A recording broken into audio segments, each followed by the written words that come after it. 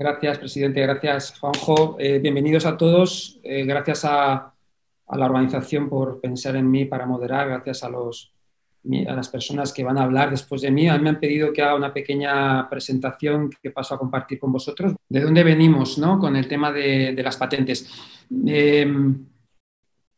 Yo lo llamo los 3 contratos sociales por la tecnología biomédica.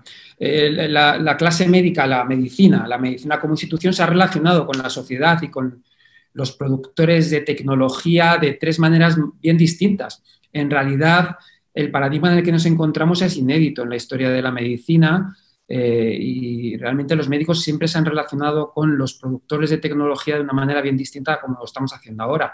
De hecho, a mediados del siglo XIX, la Organización Médica Americana en su código ético prohibía a los médicos utilizar medicamentos bajo patente.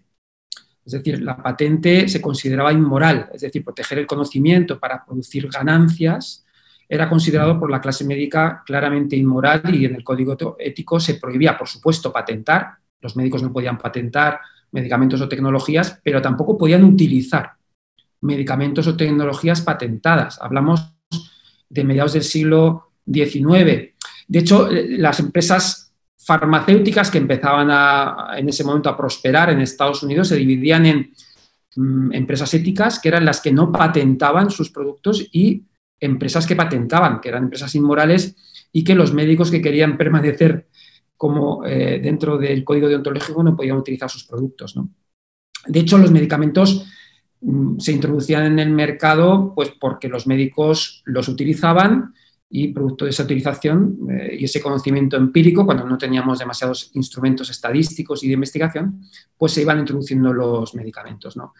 El primer premio Nobel, Behring, alemán, que patentó la toxina antidiftérica, tuvo un duro editorial del JAMA diciendo que estaba bien que hubiera un premio Nobel de medicina, pero que era un error dárselo el primero a un médico que había patentado un producto y que, por tanto, no estaba respondiendo a las consideraciones humanitarias que debe tener en cuenta un facultativo, ¿no?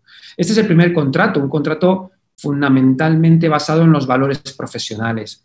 A partir del siglo XX, a principios del siglo XX, esto empieza a cambiar, primero porque se crea la FDA, un organismo que lo que pretende es garantizar la calidad del producto, es decir, la calidad de la fabricación, y porque se desarrollan los instrumentos de investigación, especialmente el ensayo clínico, con Bradford Hill en 1946, que pone a punto el ensayo clínico y empieza a ser un motivo de discusión que solo los médicos, con su conocimiento experiencial, puedan decidir si un medicamento se utiliza o no. Es decir, que debería haber algún tipo de elemento objetivo que permitiera esa introducción. Todo esto se consolida, como sabéis, con la ley Kefauver-Harris del 62 en la administración Kennedy, que establece, después del escándalo de la talidomida, que es necesario que haya un ensayo clínico para demostrar eficacia de los medicamentos y para poder introducirlo en el mercado. Este es el segundo contrato social. Después del contrato social, aunque seguía siendo muy importante la consideración profesional, de hecho, no se patentaban la mayoría de los medicamentos a mediados del siglo XX. Por ejemplo, la vacuna de la polio, como sabéis, no se patentó y fue en el 52, creo que se desarrolló. Empieza a ser más importante en este contrato entre la sociedad y la biomedicina la regulación de las agencias como la FDA para garantizar la calidad de fabricación del medicamento y el método científico para poder introducirlo. Este paradigma empieza a cambiar desde mediados del siglo XX y alumbra en el que nos encontramos actualmente, ¿no? En el que nos encontramos se basa, fijaos, en el desarrollo de la bomba atómica. Ahí cambia claramente el contexto de investigación, pasa de la small science, la investigación clásica de laboratorio, la de Fleming, ¿no?, en su laboratorio para descubrir la penicilina, cambia a la big science, ¿no?, que es un gran proyecto industrial con enormes fondos gubernamentales y con participación no solamente de investigadores, sino de otras disciplinas como tecnólogos o como gestores para gestionar esos enormes fondos de investigación. La Big Science se desarrolla fundamentalmente en Estados Unidos con enormes fondos gubernamentales y también de instituciones sin ánimo de lucro durante todo el siglo XX. Y después de la Segunda Guerra Mundial se alumbra lo que se llama el modelo lineal de ciencia y progreso, que enunció Vannevar Bush, que era un ingeniero que dirigió el proyecto Manhattan. Roosevelt, cuando acabó la guerra, le dijo: cuéntame qué hemos hecho porque esto parece importante, y efectivamente él desarrolló en este librito muy influyente el modelo lineal de ciencia y progreso social, donde por primera vez se vinculó la investigación al progreso de los países. Este librito ha sido muy influyente a lo largo del siglo, de la segunda mitad del siglo XX, como os digo, se desarrolla la Big Science, con fondos gubernamentales, pero el modelo lineal de progreso social vinculado a la investigación empieza a ser, bueno, pues empieza a pensarse que es importante para que los países progresen y para que haya innovación y haya progreso, ¿no? A finales de los años 70 se produce una crisis del modelo de la Big Science por varios problemas. Uno, porque se demuestra la ineficiencia de este modelo, por ejemplo, para el control ético, pues hay denuncias de investigaciones que pues, no cumplían los rigores, los criterios éticos necesarios. También por una crítica social. Lo que era Ciencia por el Pueblo, se quejan del enorme control por parte sobre todo de los militares, de los fondos gubernamentales, y cómo la investigación fundamentalmente está dominada por los intereses militares. Y también hay una crítica pues, económica, ¿no? Está la crisis de los años 70 y cómo se ponen en duda las políticas del bienestar. Todo esto da lugar, es el condimento de la revolución neoliberal, que no solamente es una revolución política, sino también de investigación. Es decir, cambia radicalmente el modelo de investigación.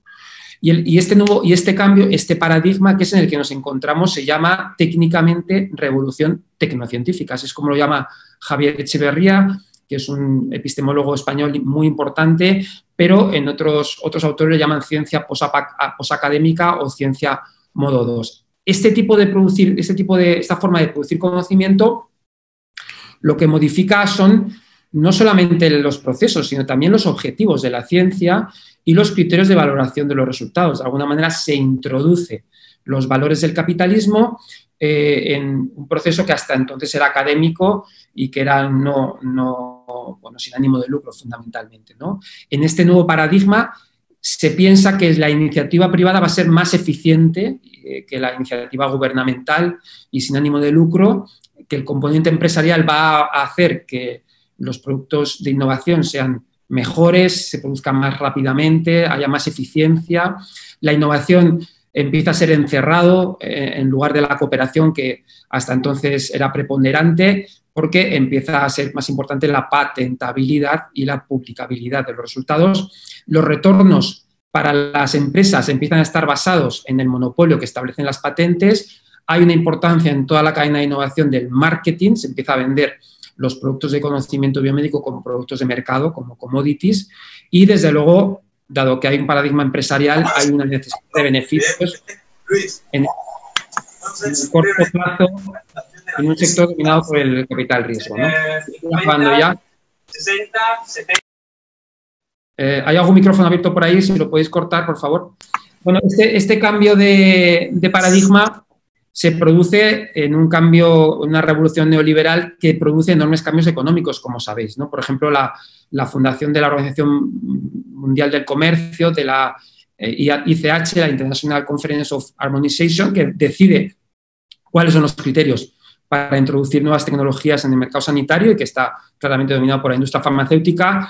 Los tratados ADPIC, que regulan las patentes a nivel mundial, hasta entonces eran regulaciones nacionales que permitía, bueno, pues que no hubiera, digamos, esa capacidad de monopolio por parte de las industrias. Una ley tan importante como la ley Bayh-Dole también coincide con la administración Reagan, que permite que se patente los productos que se financian con fondos públicos, sobre todo en las universidades. Todo ello para cambiar el paradigma con un sentido, yo creo que de buscar más eficiencia, más negocio, pero también más progreso social. Y la idea podía ser, en principio, buena. Es decir, si las empresas investigan, son más eficientes que los gobiernos, esto va a producir pues, mejoras en la economía y todo ello va a redundar en el progreso social, ¿no? Esta era la idea. Llevamos 40 años ya de paradigma tecnocientífico y realmente tenemos ya perspectiva para criticar duramente lo que ha pasado. Lo que ha pasado no es lo que se esperaba que pasara.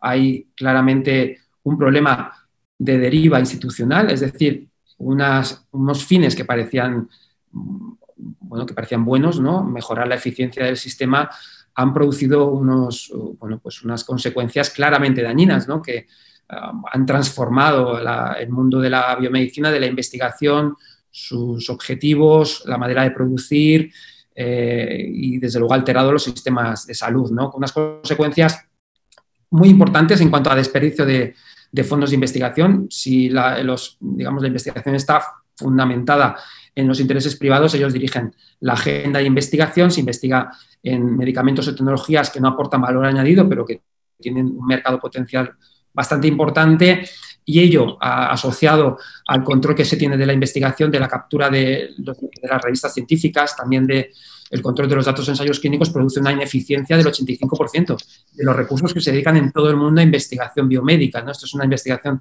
un artículo del Lancet muy, muy conocido de Chalmers y de Glaciu. Pero también se ha visto que el modelo lineal de Van der Waals también ha fracasado. Este informe, que se llama la burbuja médica, de una institución británica muy respetable, que tuvo un artículo en el Lancet también muy impactante, hablaba de que ya no está justificado por el beneficio, por el retorno económico para la sociedad, el seguir apoyando en forma de exención de impuestos o de financiación directa a la industria farmacéutica para que investigue en nombre que haga de agente investigador, ¿no? Se ha visto que no se obtienen retornos sociales, los retornos sociales esperados, y por tanto se debe dejar de invertir en investigación liderada por la industria farmacéutica, que finalmente solo busca su propio interés, y eso no redunda en interés social. Esto es de una institución británica nada sospechosa, digamos, de tendenciosa políticamente, ¿no? Y luego, obviamente, el desperdicio que decía Juanjo al principio en los recursos en salud. Utilizamos tecnologías que aportan un valor escaso, pero a unos precios absolutamente desorbitados debido a ese monopolio. Se calcula en Estados Unidos que se está desperdiciando entre el 20 y el 60% de todo el presupuesto dedicado a salud, casi el 30% en sobretratamientos, tratamientos que no tienen utilidad pero que pagamos como altamente eficaces. En Europa el derroche es menor, pero una quinta parte se calcula se está tirando en tratamientos innecesarios y, desde luego, pagados a precio de oro, ¿no? Yo creo que esta es un poco la visión histórica que creo que nos permite contextualizar. Obviamente venimos de un paradigma donde los profesionales controlaban absolutamente la innovación, pasamos a un control más regulatorio y científico, al tercer paradigma, que es en el que nos encontramos, donde lo que es más importante son los valores empresariales y económicos, y hemos visto que esto ha producido un enorme daño institucional, y por tanto estamos en una fase, yo también soy optimista como el presidente, en una fase de buscar un cuarto contrato social por la ciencia biomédica, que desde mi punto de vista tiene que estar sustentado en otros valores, en valores democráticos, en la equidad, en la transparencia, en la participación, en la rendición de cuentas y en la sostenibilidad. Este es el reto que tenemos, el reto que, desde luego, vamos a intentar dar algunas pistas de cómo podemos avanzar en esta reunión. Y os voy a presentar a los ponentes que tenemos. A Mercedes Aldeguer Martínez, es especialista en aparato digestivo, es magíster en gestión, ha sido jefe clínica, tiene experiencia, por tanto, también en gestión clínica, y nos va a hablar de los problemas y dificultades de los especialistas cuando tienen que utilizar medicamentos innovadores, por tanto, muy caros y muchas veces con un beneficio marginal para los pacientes. Luego hablará con nosotros Miguel Ángel Sánchez Chillón, también expresidente del Colegio de Médicos de Madrid. Él trabaja en equipos de atención primaria y nos hablará del papel actual del modelo de utilización y manejo de los medicamentos en la práctica clínica. Y, en último lugar, Francesc Puigventós Quico, que es farmacéutico, especialista en farmacia hospitalaria, fue fundador del grupo Génesis, un grupo, yo creo, que muy importante en la sanidad española para la evaluación de medicamentos, que nos hablará del farmacéutico hospitalario y su posicionamiento en la utilización de medicamentos hospitalarios, que es, como sabéis, donde se está yendo la parte del león del presupuesto actualmente en farmacia. Así que, Mercedes, empezamos por ti. Tenemos 15 minutos para cada uno. Intentaré avisaros a los 10 minutos y a los 13 para poder tener después tiempo para el debate. Mercedes, cuando quieras.